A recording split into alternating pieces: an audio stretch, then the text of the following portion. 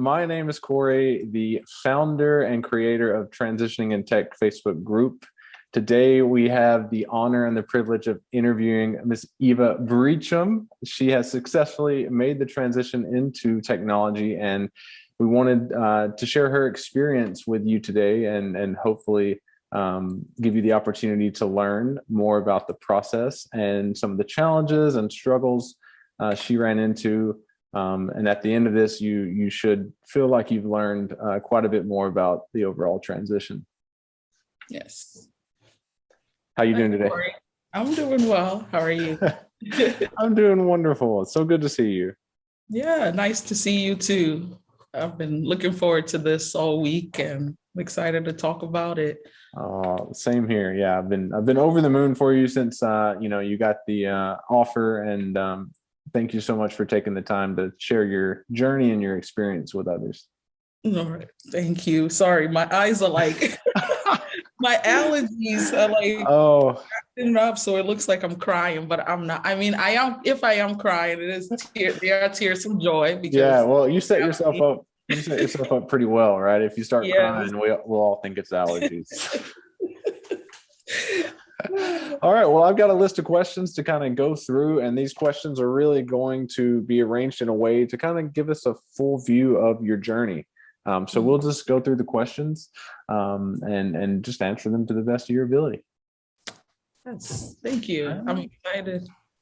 Question number one is, what was your motivation for transitioning into tech? My motivation. So I guess for me, the biggest reason why I wanted to transition was because I worked in the field of, I worked in public health with a county health department. And with that, I had a master's in public health, right? But I was working there and I felt like it was a dead end job. So I wasn't getting the promotion that I believed that I deserved. And I also felt like I kept getting passed by when it came to promotions and even getting a pay raise. And for somebody to have a master's degree, I just felt like I was going to be working forever to pay off all those student loans. And I definitely was motivated, to find a career that will be able to afford me the lifestyle that I wanted, a career that had like room for growth. Because with tech, there's a lot of room for you to grow. There's a lot of directions you can go into. So I wanted to go into a field like that that would also not just only be,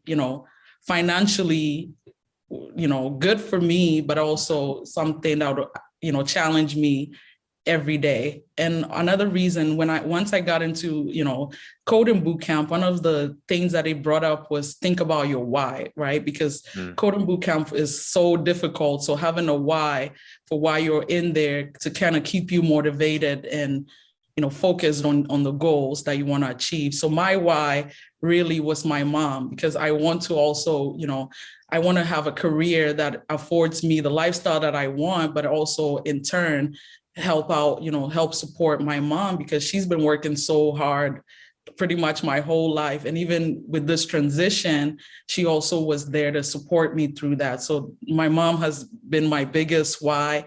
And I wanted to do this not just for the money. I mean, that's great. But my mom definitely kept me, thinking about my mom and wanting to make her proud, and also just motivated to continue to work so I can hopefully someday have a job where I have enough money where she can also stop working so much. So that's really what motivated me to transition into tech. I love that.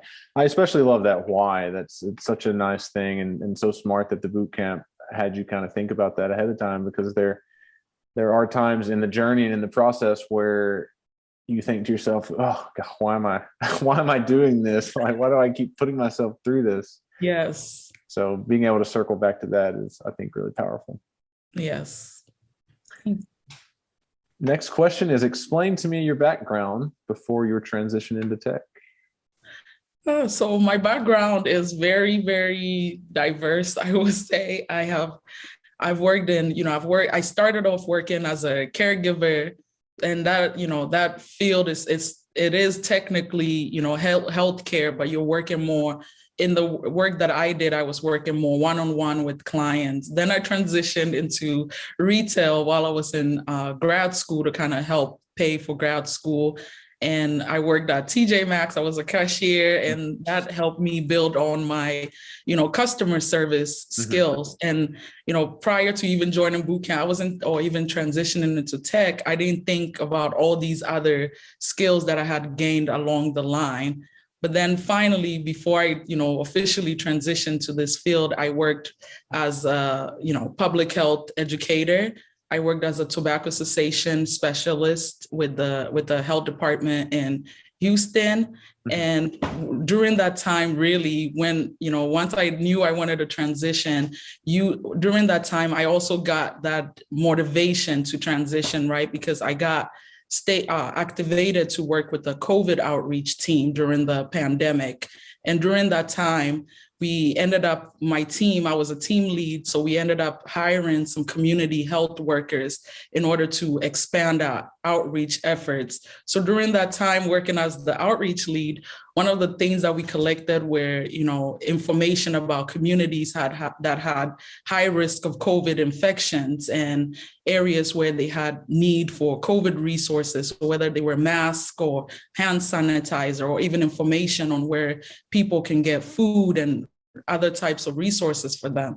During that process, we realized that we didn't have any way to kind of track all the information we were collecting in the community. So with the team, we came up with an idea to work with the IT department in the health department. And with that, we were able to collaborate and create a COVID outreach dashboard. So with that dashboard, we were able to see where, we were able to pinpoint on a map where those high infections were, as well as communities that we've already served, and be able to pinpoint communities that needed more help. So with that, we were able to expand our outreach effort. And that really piqued my interest, just seeing that final outreach dashboard, because I was wondering, how are they able to create this dashboard just from the information that we basically wrote down on paper to come up with this huge platform that was able to help the health department in so many ways, especially when it came to those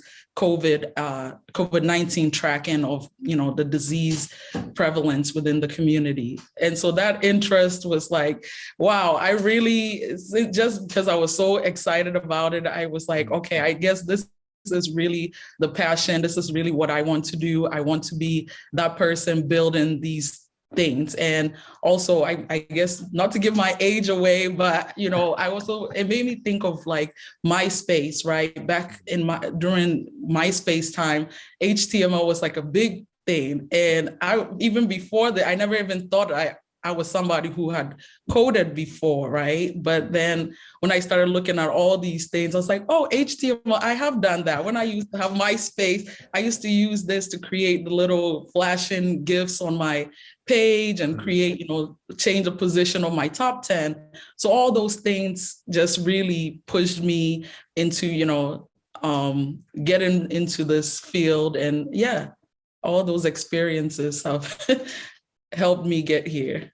That's amazing. The whole idea of coming together and using technology to solve issues during COVID, it's really powerful. Yes. And then MySpace, I've heard MySpace from like 3 or 4 different people in the last few days. I'm not sure what it is, but there was a meme out there that it said, MySpace is the one that taught us all to code first, and and we let it die. Like, yes. It's so much true. Like that's really interesting. Yes, Tom really wanted to be our friends. He was trying to tell us something. He did. He knew way before we did that this was going to be a thing. Yeah. But that's awesome. I love the background, and it sounds like that was a big aha moment for you when you saw that dashboard and how the data could help. Yes, for sure. That dashboard really made me even more excited about it, because I'd already been on the fence and thinking about it, and that, for sure. Incredible. Overall, how long did the transition into tech process take you?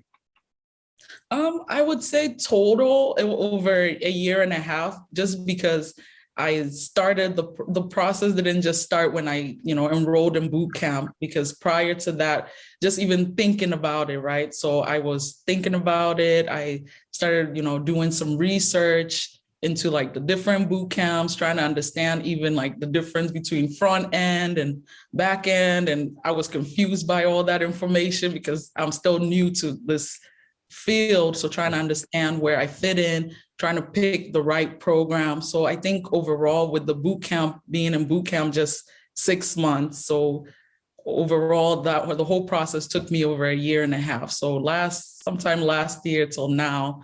Yeah. So wow. It's been a process. A year and a half. That's a journey, right? Yes. Yes, it's definitely a long journey. Yeah. Well, yeah, I'm so proud of you for sticking through it and making it through that year and a half.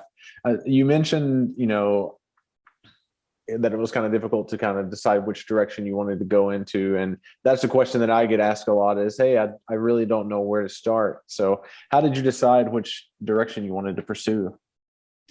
So I ended up deciding to go to a full stack web development bootcamp, just because throughout that research process, as I mentioned, there was information about front end and then information about back end. And I was like, I don't know what I want to do. I'm somebody who is curious. I'm a curious person. I'm always interested in learning new things. So I figured from the research that the full stack will be the best option for me, because with that option will let me learn all of everything that I needed to know, both the front end and the back end. And I figured through that process, I'll be able to decide then what exactly interested me in this, in the stack, within the stack. And I ended up, by the time bootcamp ended, I realized that I was leaning more towards the front end, because I enjoyed more of the, UI, UX when it came to the designing of, websites, and also the program, sort of kind of like the program management portion of that, because I learned that, not only was I a strong person in just, coding also, but also just even managing programs. So using like agile methodologies within the process of designing any type of website. So I realized that my other skills that I had gained from past work experiences were also needed within the field that I didn't even think about before when I was transitioning into the field. Well, that's really interesting. What I love about that story that you just told there is that you were curious and you leaned into that curiosity, right? You took action. I see a lot of people, they just get so overwhelmed by not knowing what's out there. They are crippled and they don't move forward. And so I think the fact that you got in there, you signed up for full stack, you were curious, just kind of figure out what's going on. I think that speaks volumes to kind of your personality. And I really think that probably that characteristic, I think, definitely helped you to land the job. I think so. Thank you. Thank you. Yes. Fantastic. So as far as skill gaps, you talked about agile methodologies and some of the things that you didn't even realize might be beneficial in technology. How did you kind of identify those gaps? So the way that I went about identifying that specific gap was just observing, the different projects I worked on. So most of the time most of the projects I worked on throughout bootcamp were usually with a team. So whether it was 2-person team or 4 or 5-person team, we got split into that. And I noticed with most of the teams that I got placed on, most people just wanted to go directly into building stuff. So there was no pause in like, okay, how are we going to go about, finishing this product? It was just, okay, I'm going to do this, I'm going to do that. And I was like, and usually I would feel like even lost in that, because I was like, well, I don't really know a lot of everything. So it's kind of hard for me to be like, I'm going to work on all of this. So with that, I also noticed with using, I started looking into different types of like Kanban boards. So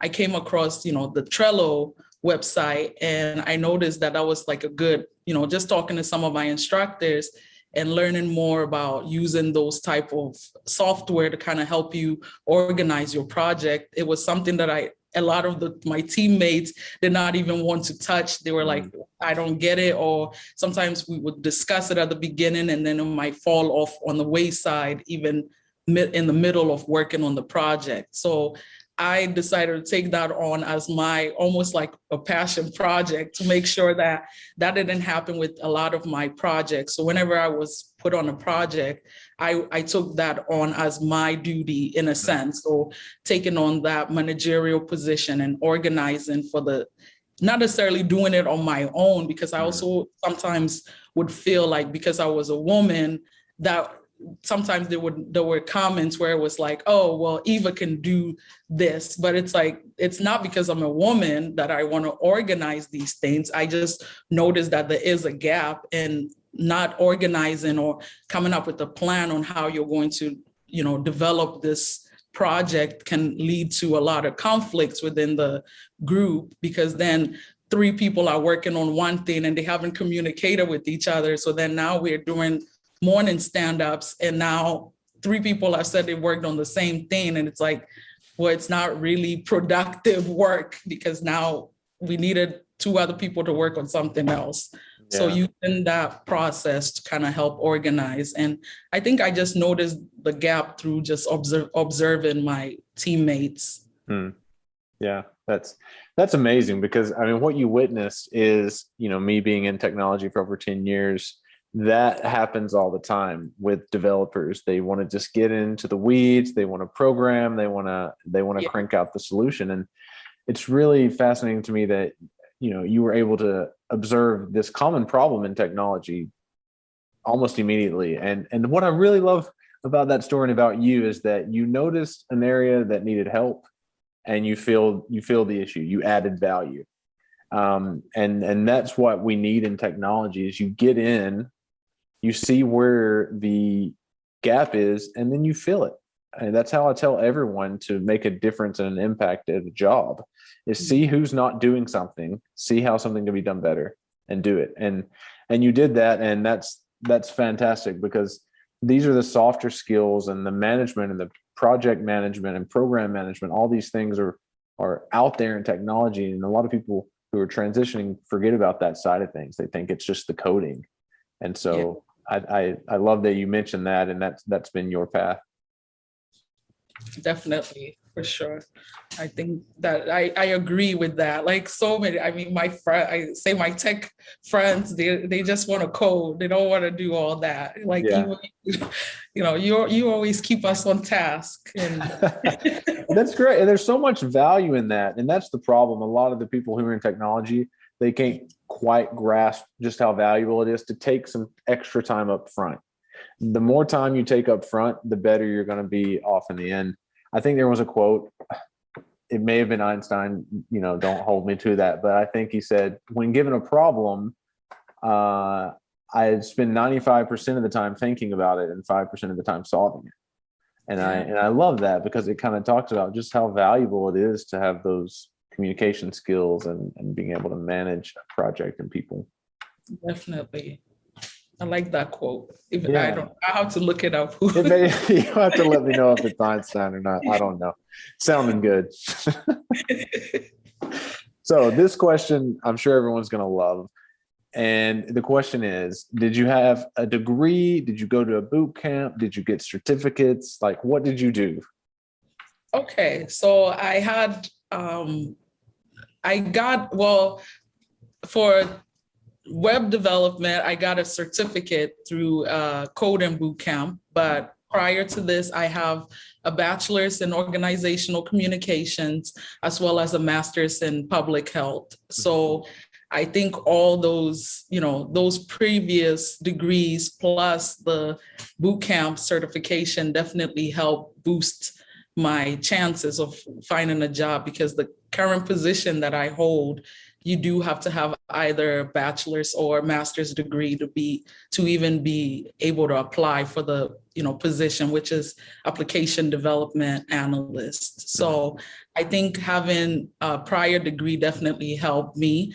but having a boot camp certification also is important, because in order to show that you are committed to this, this work, because a lot of people do want to see that you are doing, whether it's projects. So with Bootcamp, I think it helped me, get those projects on my resume outside of my other skills from past work experiences. But definitely having the certification was, I think, very, very beneficial.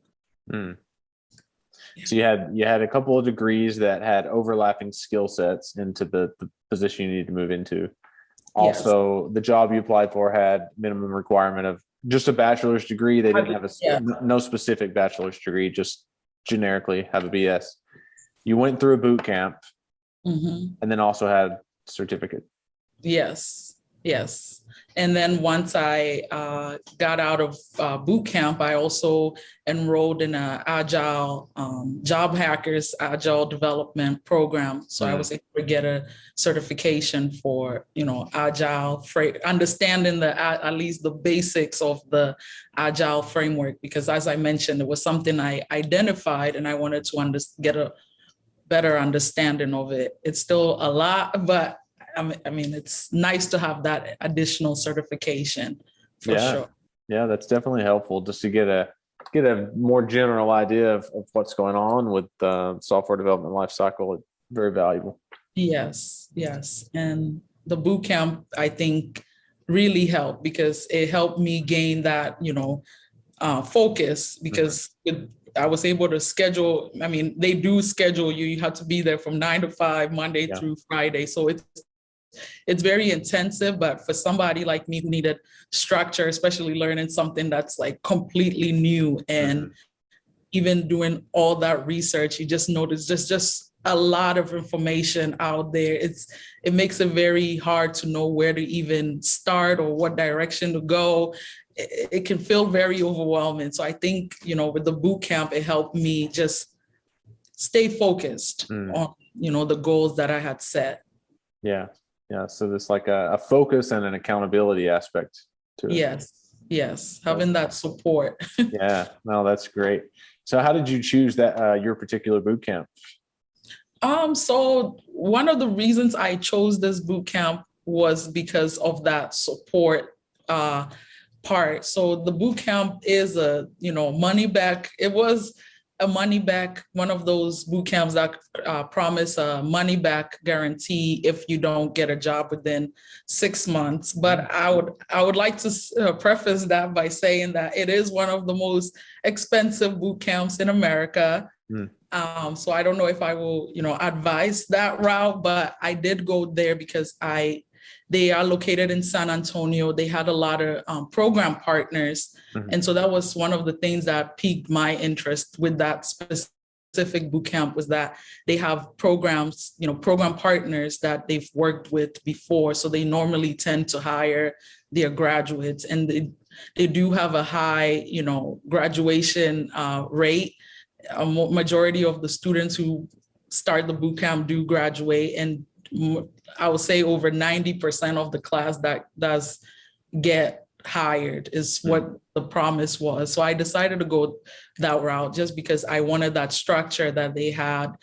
They also were virtual when I, signed up. They did eventually go back on campus, but it was something that I needed at that point, was something that was virtual, so I can still, I just didn't want to be in person at that point. So I picked that bootcamp specifically for that support, because I figured once I finished, I wasn't going to just be left alone and trying to find a job on my own. I didn't see that when I looked at other boot camps, or some of them had really bad reviews where it felt like students got their certification, but it was like they were left in the cold once they were done, based on some of those reviews. So this boot camp, at the time, I figured it was the best choice for me. The size, they only had on average 20 students in a class, which is something that was also important, because I didn't want to feel like I was in a big lecture hall. I wanted to be able to get that one-on-one time if I needed with my instructors. So that was something that was also important to look at. I looked at, well, I looked at how much it cost, but I also knew, I figured that the return on investment was greater than the money that I was, I had to take out a loan for that, but luckily I am, grateful that I did have support with my family and my fiance, my mom and my fiance, to be able to support me financially throughout this too. And having some savings helped through this process. So, yeah, I heard a lot of great things in there. Like the support that the boot camp offered you sounded like that was important to you.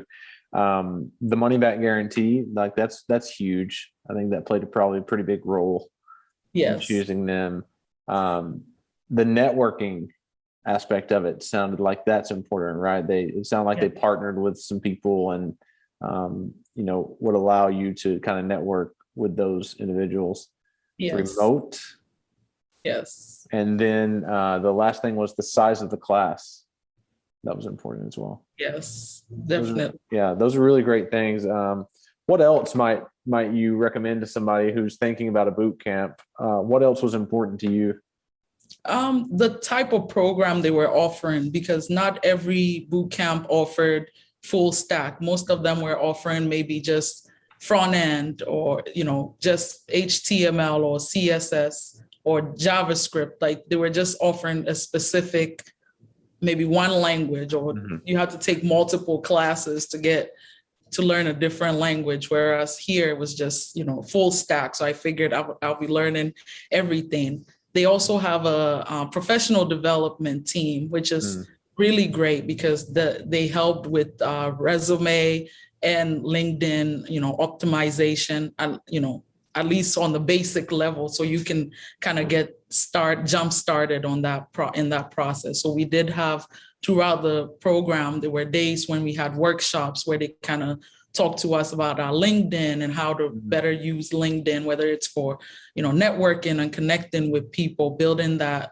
connections. I mean, for myself, I started off, I think I'm still not great with LinkedIn. I barely used LinkedIn before I got into this field. I think I had like maybe 65 connections. Yeah. I started Bootcamp and now I have over 300 connections. I mean, that's still not, LinkedIn, I think the minimum is like 500, but I still think that's a big deal, and I wouldn't have been able to even do that if it wasn't because of that Bootcamp supporting me throughout. And it didn't wait till graduation either. Yeah.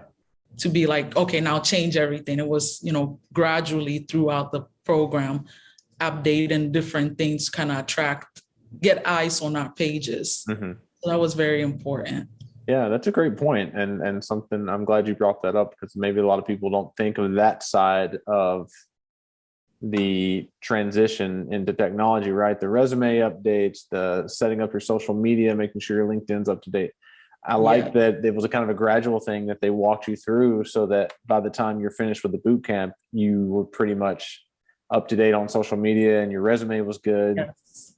Yeah, that's awesome. Definitely, because I think that's very important. So I think picking the right boot camp does make a difference, because you want to make sure that you're getting your money's worth, in a sense. Like, I doubt that you're going to learn wrong. I mean, even my boot camp wasn't perfect. There's never gonna, I don't think, have 100% everything you need, but you need to, I think, decide what things are important for you. Do you need structure? Because there are some that offer, night classes. So is that something that will work maybe for your schedule? So I think it just depends on you as an individual. You don't have to give up your full-time job if you don't have to, but you definitely, I would say, take that leap if you're, on the fence, for sure. Take that leap, but look at the boot camp that is right for you. Do you want something that has maybe part-time, so you can self-pay, so you can go on your own?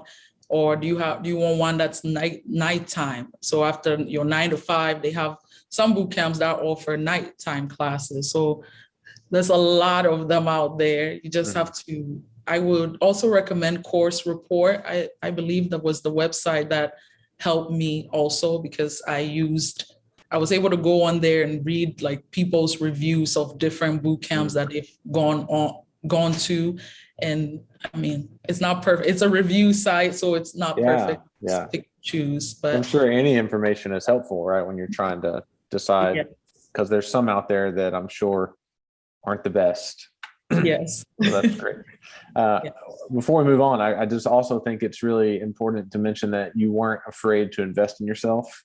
I think that's there's obviously a lot of free resources online. I mean, anyone can go watch YouTube or take free classes. But for me, when I put money towards something that is for my own personal development, something changes and it becomes more real and it becomes more tangible.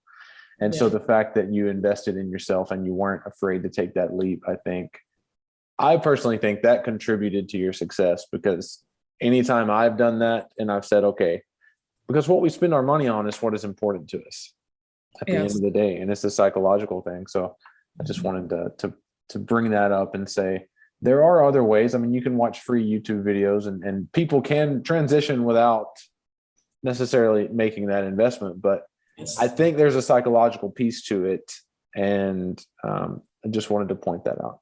Yes, I think, and I'm glad you brought that too. It's very important, because even with my boot camp, there were people who dropped out halfway in the program, because my boot camp was very strict, because I think the fact that they are offering that 6 month, have a job or your money back, I think they are, it's important for them to make sure that students are serious about this transition and are, putting in the effort and the work to be able to, successfully complete that. So I think it's important. Yeah.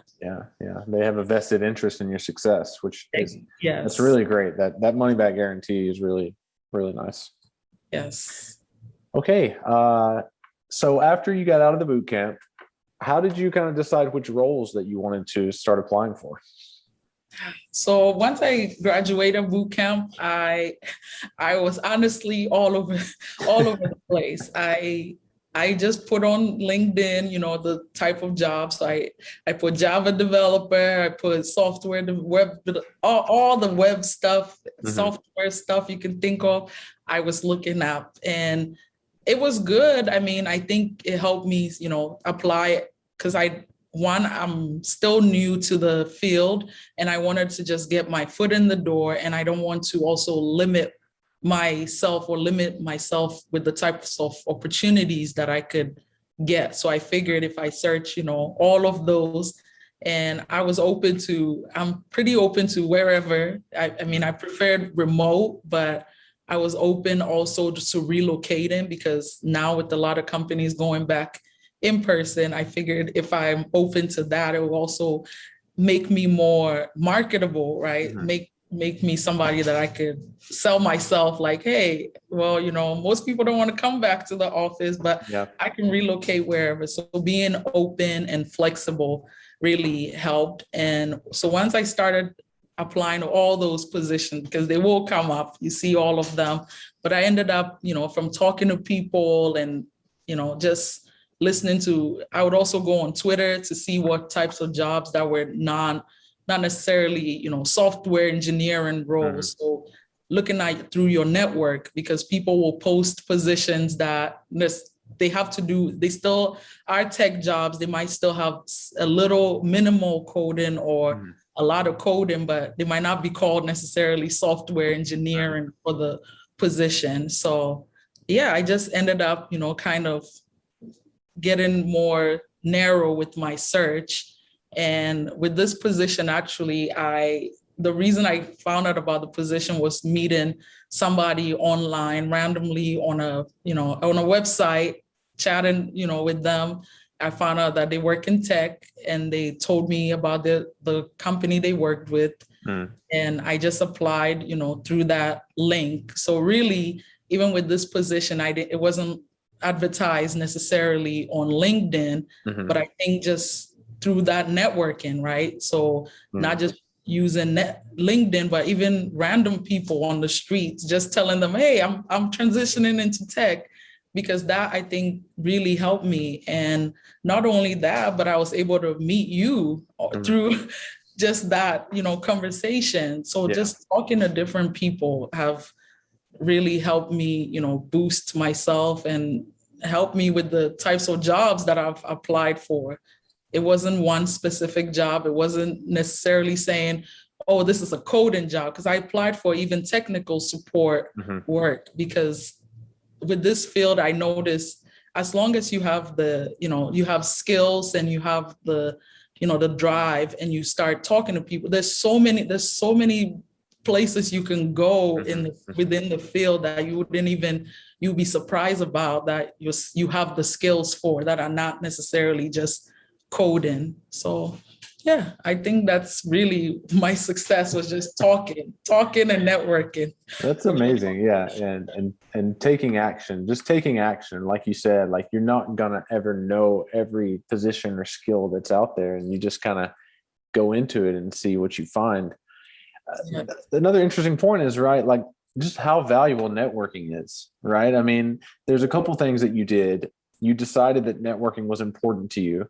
So you made an effort to network with people, even if it may have been uncomfortable, because a lot of people suffer from imposter syndrome. And a lot of people get scared to even say, hey, I'm transitioning into tech. That feels scary to them because they're afraid the other person's going to start drilling them on tech terms and try to do a quiz. Yeah. And so that very act of stepping into that potential fear and owning your story and where you're at, and the fact that you're transitioning into tech, opened the door for you to find this job. And I think that just really stresses the importance of being brave and courageous in this space, and showing up and owning what you're trying to do. And as soon as you do that, as soon as you start taking action, things start happening. Someone told me one time, they said the universe rewards action. And I thought, I agree. Wow. I was like, wow. Yeah. As soon as you show the universe you're serious, and you're starting to embody whatever it is you want, things start happening. Yes, definitely. I think that, people say it on LinkedIn all the time.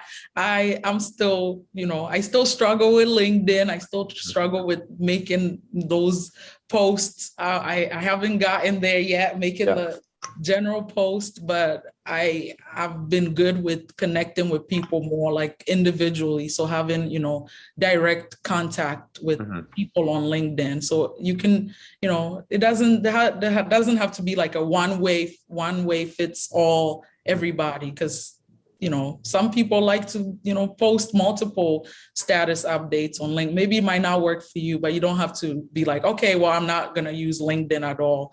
I feel like I found something that worked for me.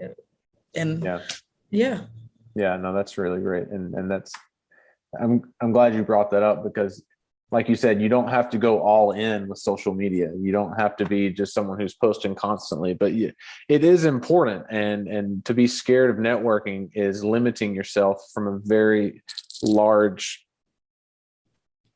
skill that could really help you to get that job. So there's different levels of granularity to that. And I just highly encourage anyone who's listening, if the word networking brings up any fear or stress in your body, that's an indicator that you might want to revisit that, because in my opinion, networking is the number one factor to a successful transition into technology.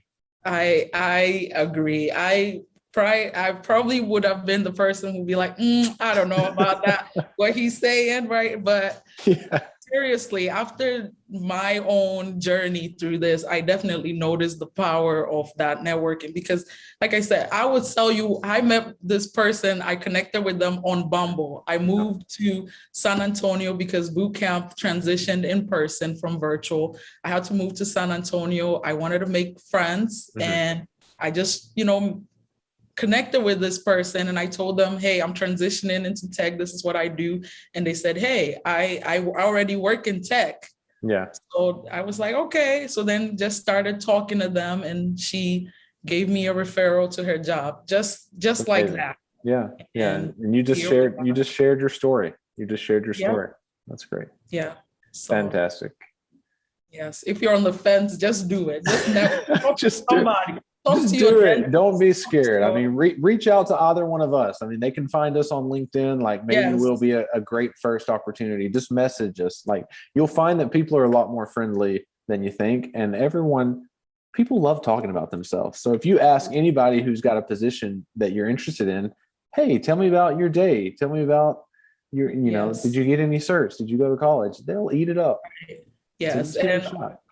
yeah, and I'm not great at always responding either on LinkedIn, but trust me, people understand that too. You don't have to feel pressure to like immediately. It's not like necessarily a profession unless they're like reaching out about a job. You want to be on top of it, but people are not going to be like, oh, why didn't she respond 5 minutes after I send that message? People are pretty patient and kind on there. Excellent. Yeah. We got some good information on networking in there. All right. We have a question about your resume. What updates, if any, did you perform on your resume before you started submitting it? Oh, yeah. So with the resume, I did a lot. I had to add, change kind of the format that I had because I can't remember. The resume people have so many suggestions and everybody seems to have their own method. There's a vertical, horizontal. I don't even know what other layout is out there, but there's a lot of information out there. So you have to really just look at everything. You just have to pick what works for you, because if you try to make it fit everybody's check boxes of what a perfect resume is, you're never going to even have a resume because you wouldn't put anything. So for mine, I had a lot of projects that I did throughout Bootcamp listed. So they recommended at least 4, but by the time I had applied for this job, because I took it upon myself to also start applying for jobs ahead of graduating Bootcamp. So I think like two months before graduation, I started applying. So with my resume, some of them only had like 2-3 projects on there.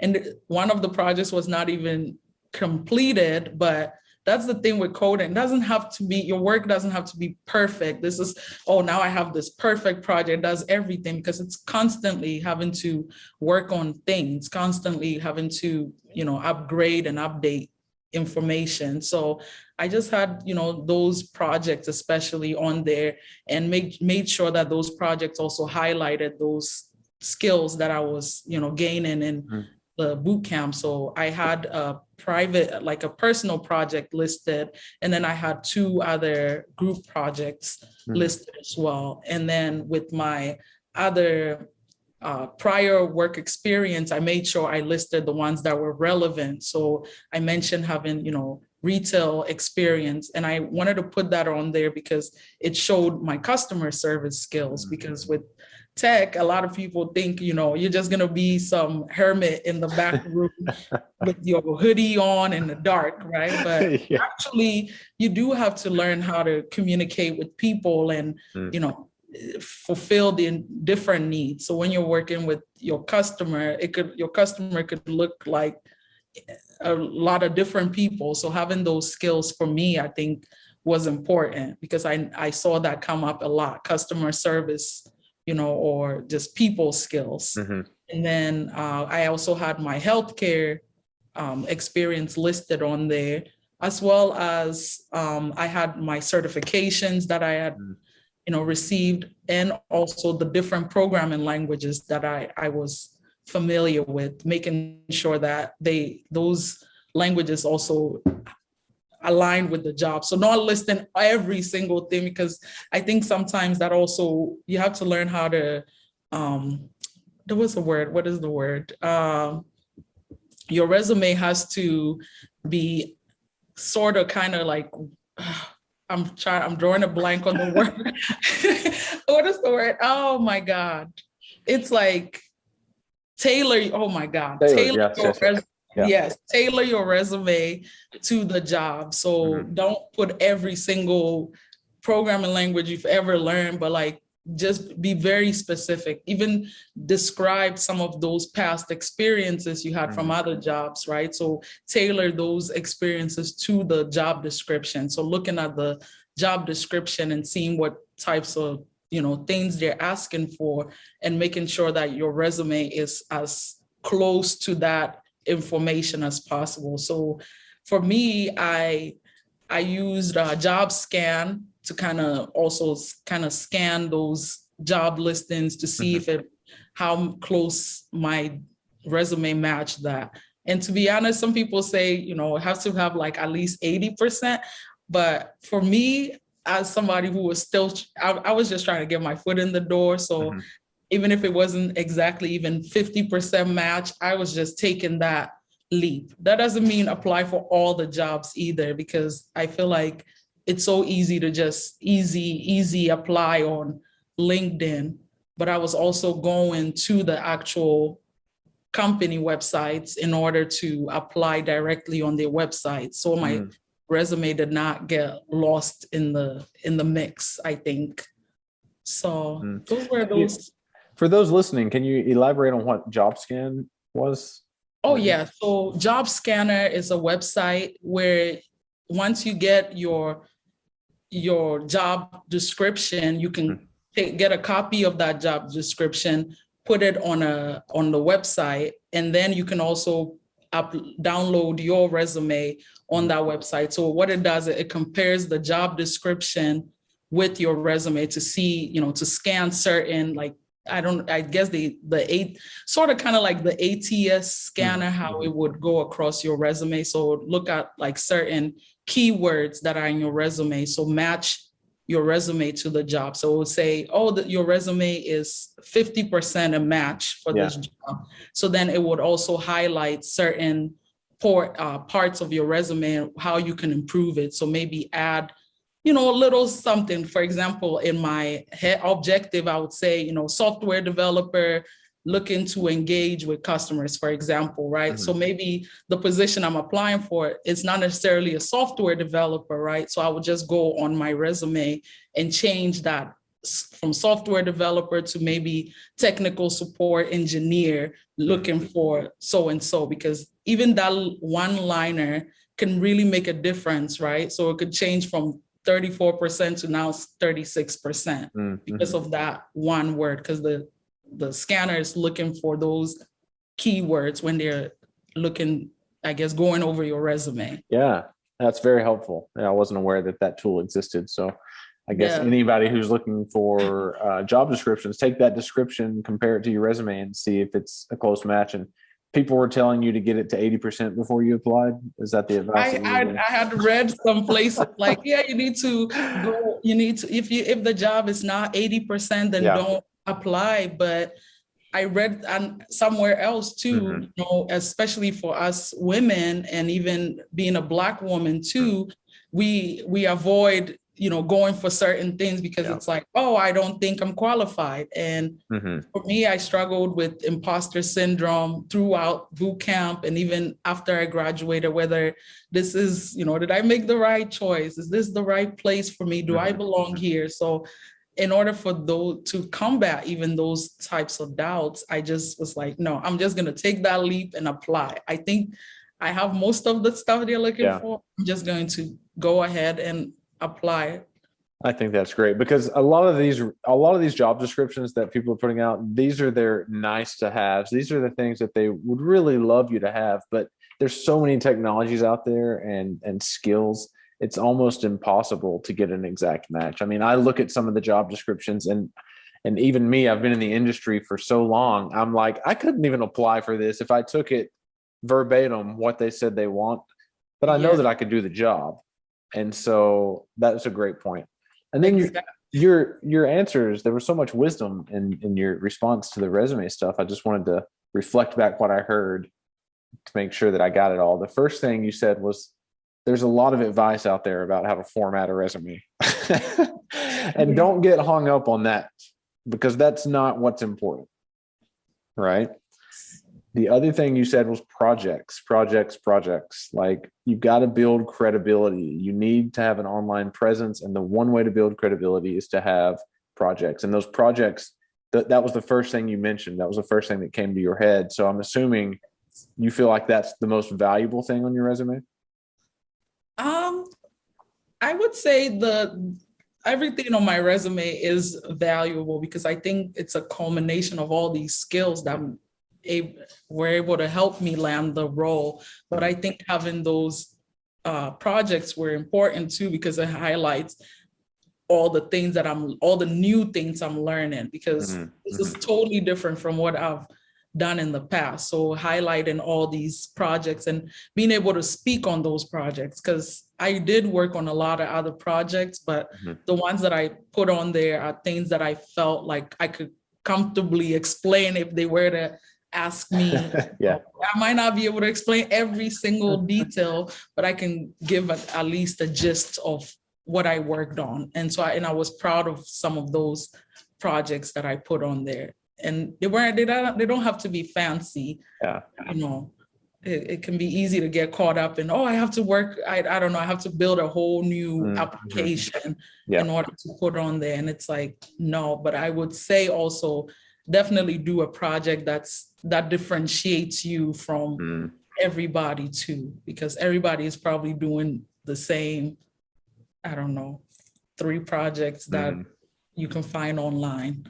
Yeah, that's really good advice. And it reminded me of the fact of someone wanting to get it perfect. There's this perfectionism that comes out as a means to avoid failure. And I see a lot of people get stuck in this cycle of it needs to be perfect before I submit it, just because they're scared of what happens if I submit it and I don't get it. So just like you said, I encourage people to realize that don't let perfection hinder progress. Yes. Don't let the desire for everything to be perfect stop you from moving forward, because if you do, I mean, honestly, you may never get there.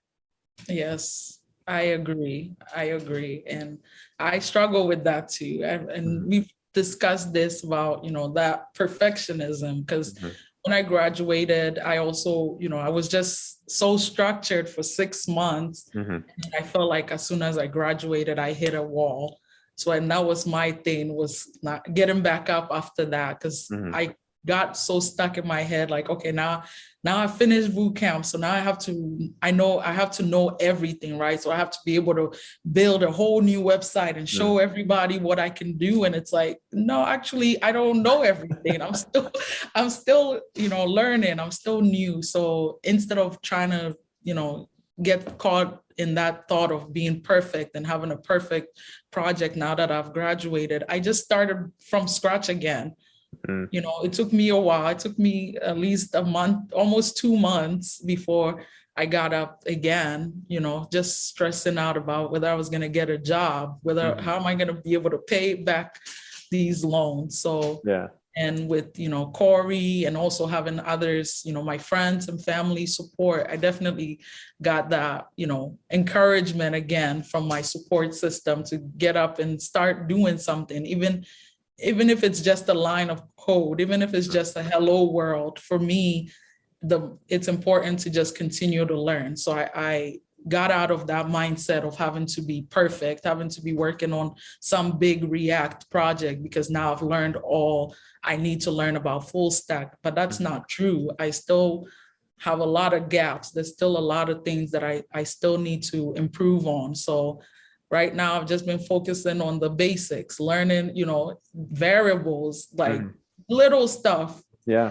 And that's what, just consistency is more important than being perfect. That's very well said. I mean, I think I said that exact sentence to someone earlier today. That's just showing up, consistently showing up day in and day out.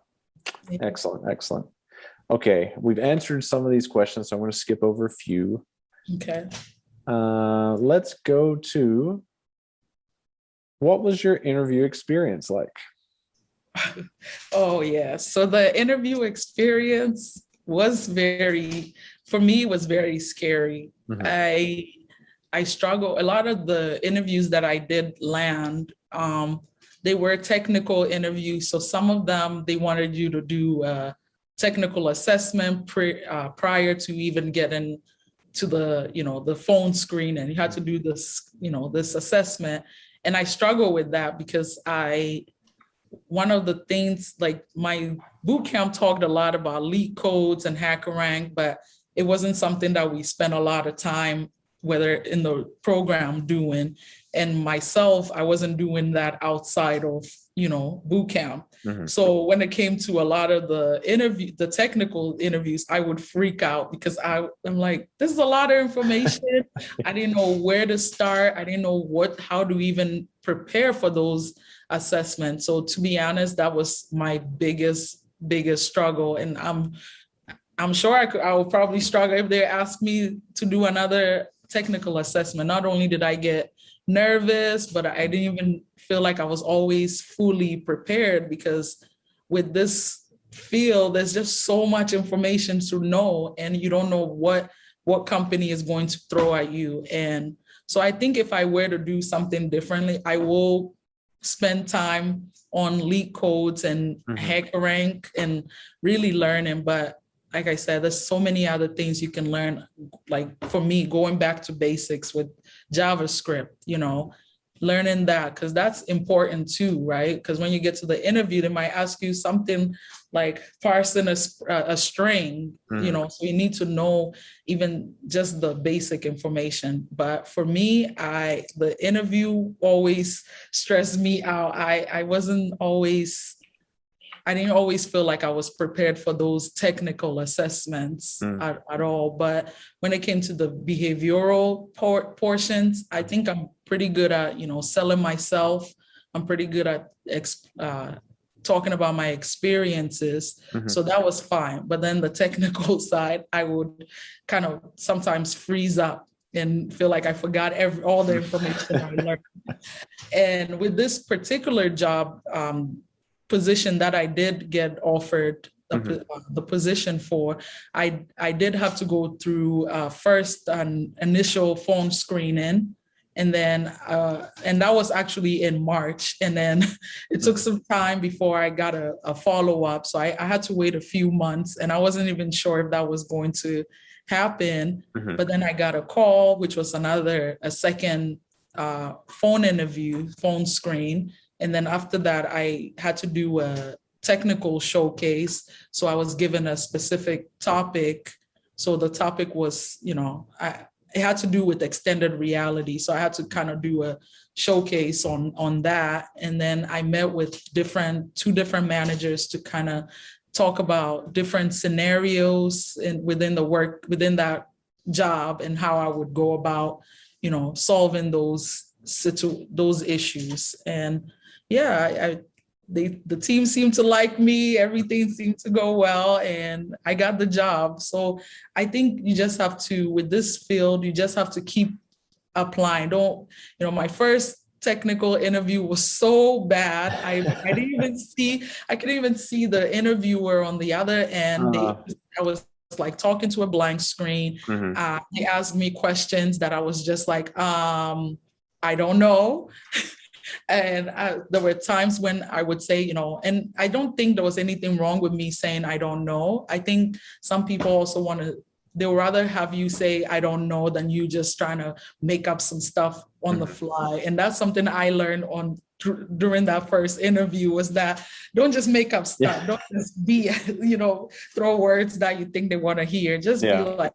So I ended up saying, hey, I don't know the answer to the question you are asking, but if this were to be, in a job, or if I were to be put on this project, this is how I would go about it. So I would talk about how I would use my researching skills to find the answer. So that was just for me, but I learned from those experiences, and over time I just got more and more comfortable as they came. Wasn't perfect, but no, that's honest. And that's a really good technique to use, is when they ask you something you don't know, don't be scared to say, I don't know, but then pivot, give them something that you do know.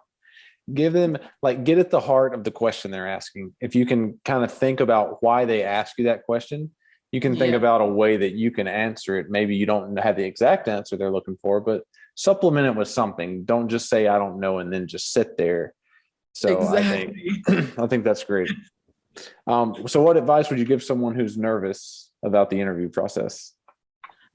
honestly, just be yourself. I think if the right team is gonna see, they already know what they're looking for, I think, and just being yourself is just be comfortable, because if you go in there, it's already a stressful time. And if you're too in your head, then you can freeze up and forget certain things. Like I said, for example, for some of those technical assessments, they were timed.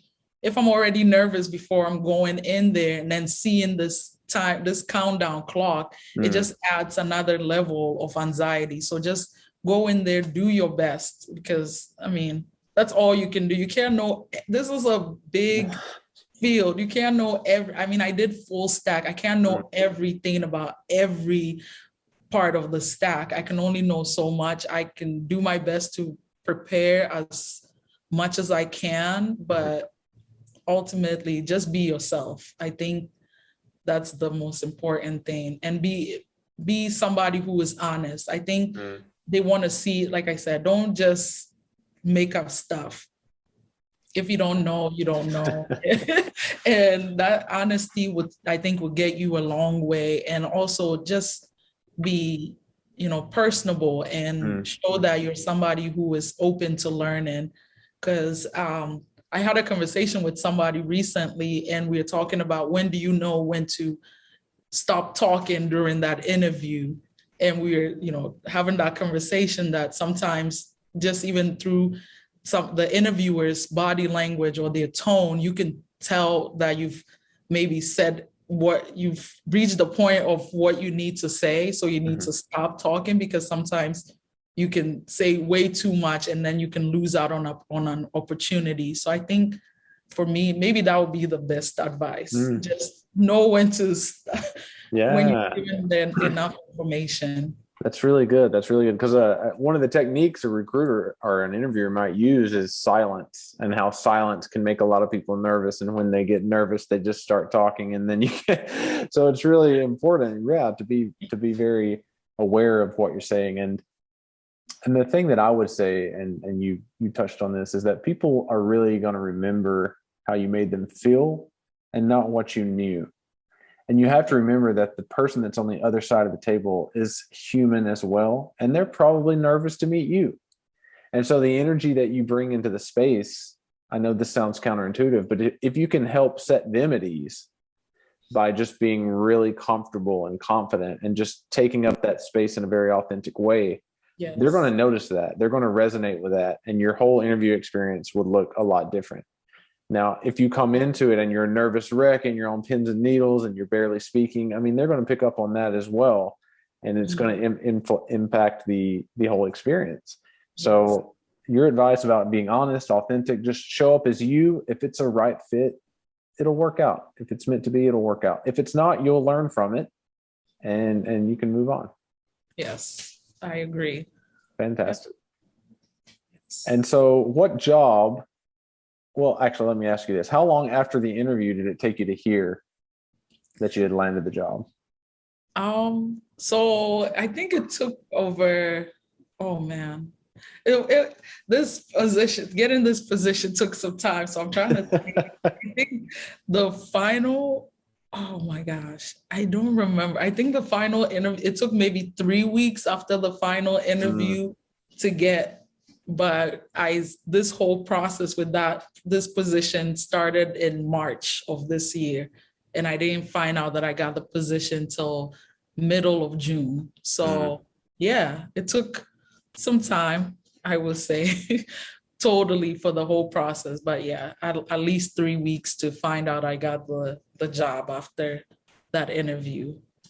Gotcha. And then, so what kind of support system did you have in those 3 weeks in particular, when I'm sure that it was very like you were on pins and needles, I'm sure? Yes, I had my family, my fiance, my mom, my friends. I had you, Corey, because I would, vent to you about all the stress of just waiting, and I think having and also my school, because like I mentioned, my school, my boot camp wasn't perfect, but one of the things that I do appreciate was was them constantly checking, even with the fact that I went 2 months without coding. I mean, they did reach out to me to find out what was going on. We had twice a week Scrum meetings just to kind of check in with you. So I really appreciated that, them, supporting me throughout this. And even they had contacts through that, even though they were not the ones who referred me to that position, they did have contacts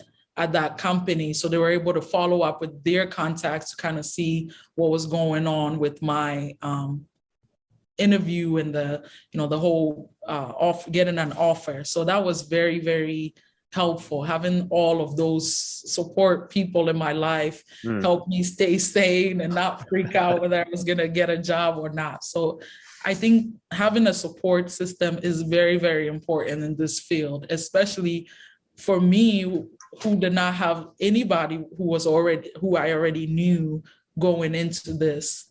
So having that, my friend's family and also Corey and other, individuals who I met along the way was very, very significant and helped keep me, balanced throughout this, for sure. Yeah. That's awesome. Yeah, it takes a village, and it goes back to the idea of how important networking is, because had you not networked, you might not have received some of that support that you found, and that system that you had in place might not have been as strong. No, not at all. Yes, networking really makes a difference. So true. Even with Bootcamp, networking with your cohort, because I think because we all went through, it's easy. One, we are all virtual, so it's very easy to feel disconnected from people, but really using your cohort as your support, being able to just talk about how stressful this whole job searching process has been. Having that been wonderful, because through having that support, we were able to share, hey, I saw this job list here, go ahead and apply as well. So that was helpful for sure. Yeah, that's amazing. So we've got about 4 questions left. Are you good on time to yes. Awesome. Yes, good. Yes. So this one's fun. This is a little bit more about your own characteristics and soft skills. So can you name 3 characteristics that you believe helped you successfully make the transition into tech? Ooh. 3. So you said 3? 3 characteristics. Yeah. That help. I think, being motivated for sure. I think taking initiative, because if I didn't take the initiative, I'll probably still be working, at the health department and just so scared. So being able to take that initiative and take that leap of faith. And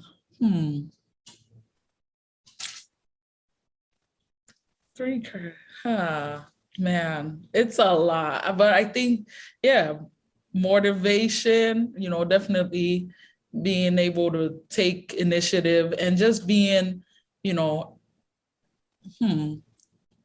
I think being myself for sure. I think being myself has helped me successfully make this transition, because there are a lot of, there's a lot of LinkedIn influencers. You go on LinkedIn and sometimes immediately you can feel like, oh my God, I'm a failure. Or you read other people's, stories, and it's like, oh, wow, is it going to take me 2 years to get a job in this field? Or, is it going to take, it's you can easily, start comparing yourself and feel like, oh, maybe I'm not doing all of these things. That's why I'm not getting a job. But for me, I just wanted to remain true to myself. And so there were things that people would tell me, and I'm like, okay, thank you for the advice. And not because I'm resistant to the advice, but I'm like, I get what you're saying and it sounds great, but this is what I know. I know myself, and I know that trying to do it this way is not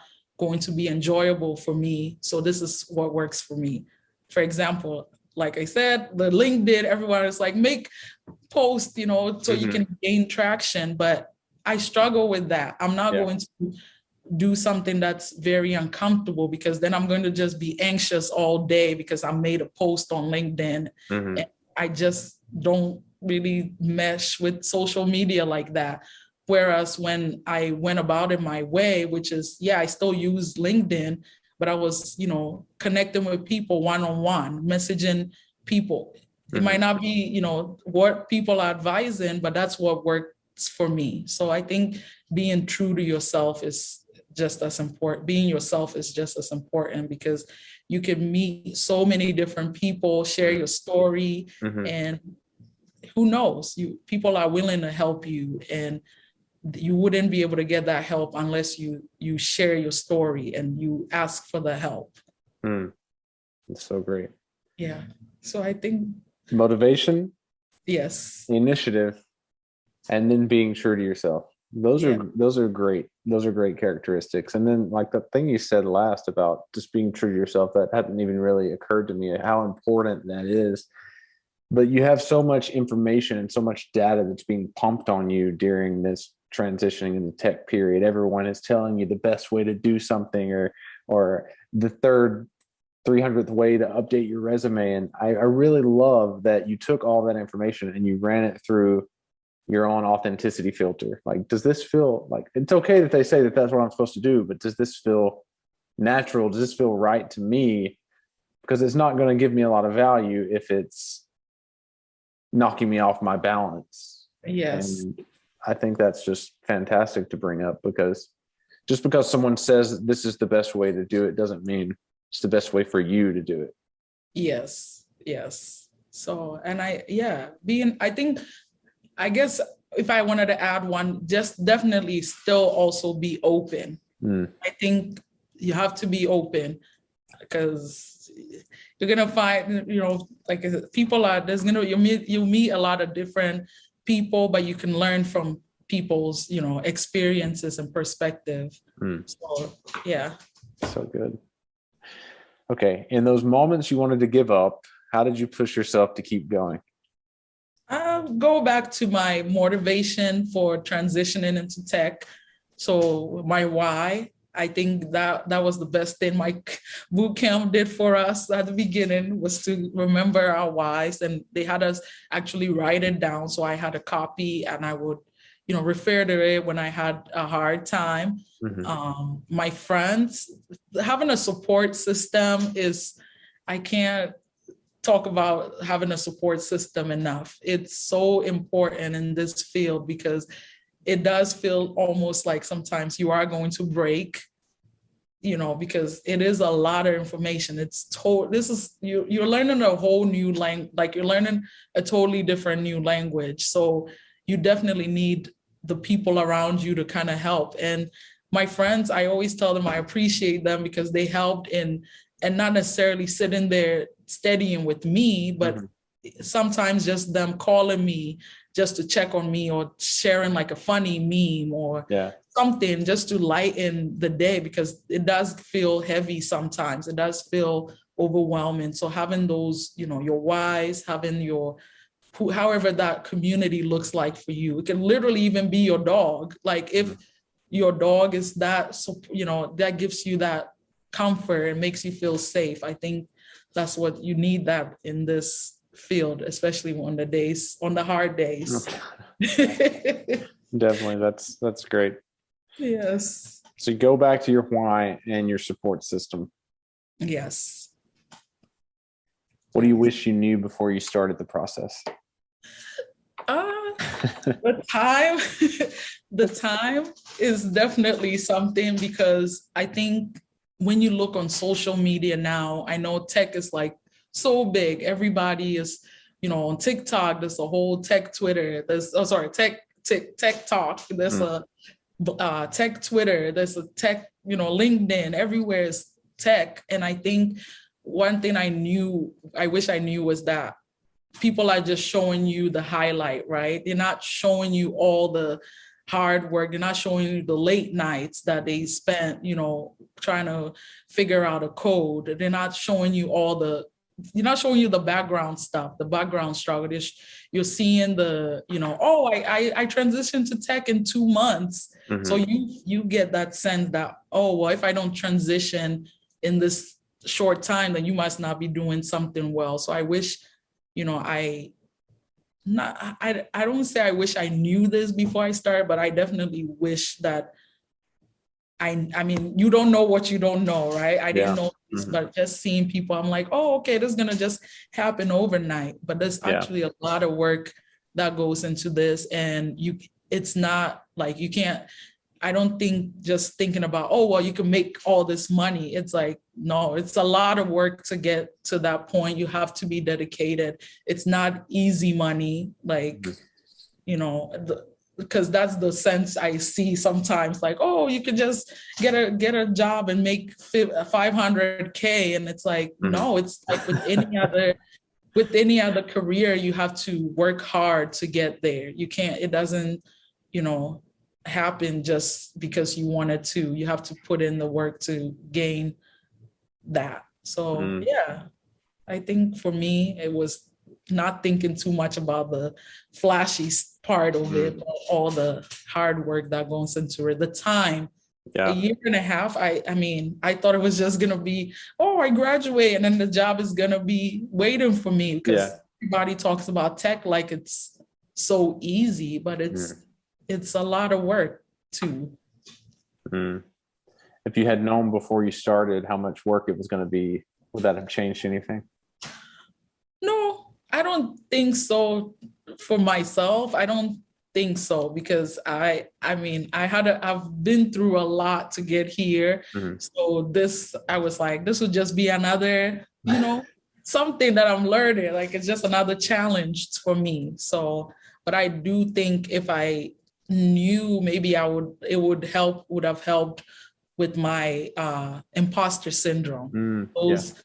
I wouldn't have been so, caught up in trying to be perfect when I graduated, or even throughout the process. I wouldn't have beaten myself up so much, because I'm like, oh, why am I not getting this? Why am I not getting how to do a loop? Like, why isn't it coming to me?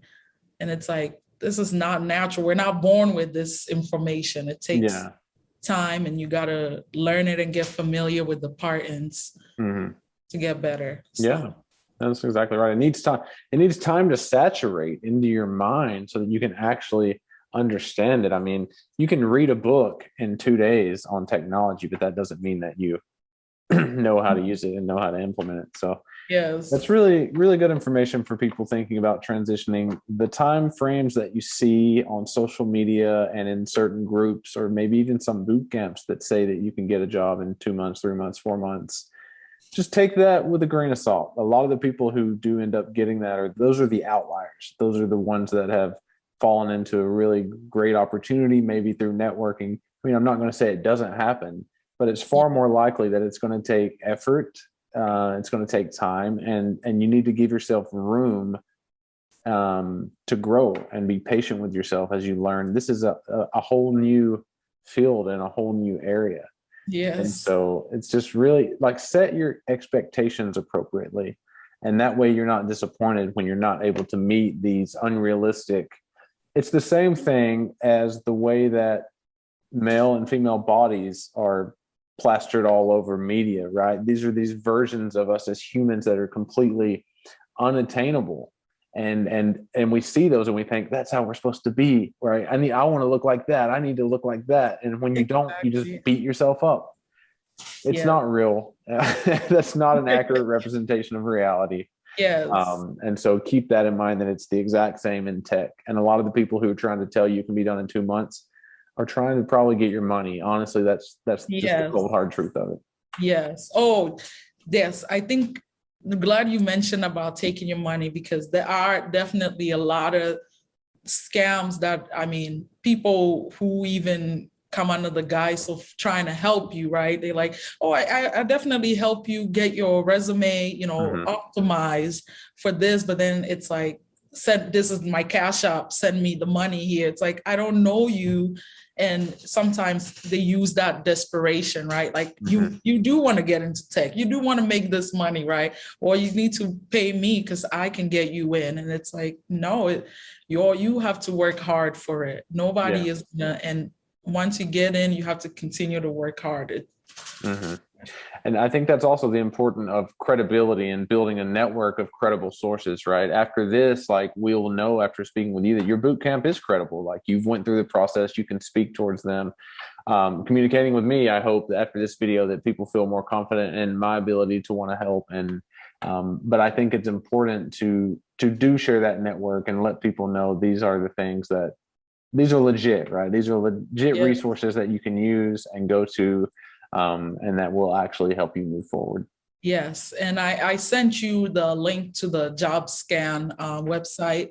So that way, hopefully, you know, it because you do get free scan. And I do, there is a hack, but I don't want to put it on record. I'll have to tell Corey and you have to share We'll later. get that information for anyone Yes. who makes it this far in the interview. Yes, get a hack for how to use the free, to bypass the free trial. That's really good. That website sounds really nice. I'm glad you brought that up. Yes. So I think, definitely this process is interesting for sure. And I'm just still beginning. I'm still at the beginning, and I'm excited to see where this takes me. Oh, that's incredible. What was the biggest challenge? This is the last question. What was the biggest challenge you faced during your transition into tech? The biggest challenge, not enough women. Not enough women. I mean, my cohort, we started with 6 women, and by the middle of the program, there were 3 of us, and only 3 of us graduated out of 21 people in my cohort. So that is, that's not a lot of women.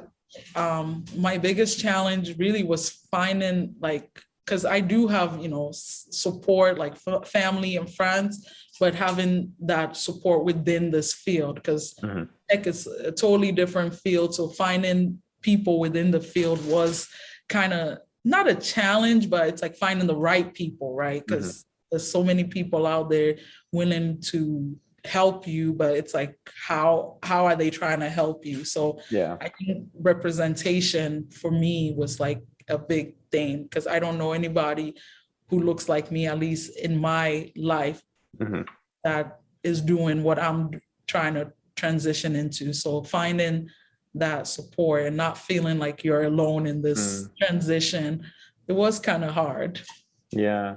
Well, that ties into like the importance I think you and I both feel about this interview, and what we're trying to do here is show that it can be done. Like you're not alone. Eva has made it. She's done it. She's gone through the process. And I want to thank you for sharing your story and being open and honest and vulnerable with us, so that others can learn and hopefully make the same transition. Yes. Do it. If you're thinking about it, I definitely say take that leap. There is something for everybody, and it's not just learning how to code, or there's so many other things you can do within the tech field that's not just hard coding. There's so many things. I'm learning every day, even now, like some of the stuff. And I went in thinking coding, and now I'm thinking about, program management and other things that I didn't even know were possible in this field. Yeah. You were open. Yes. You took action and you moved forward through the fear. That's wonderful. Yes.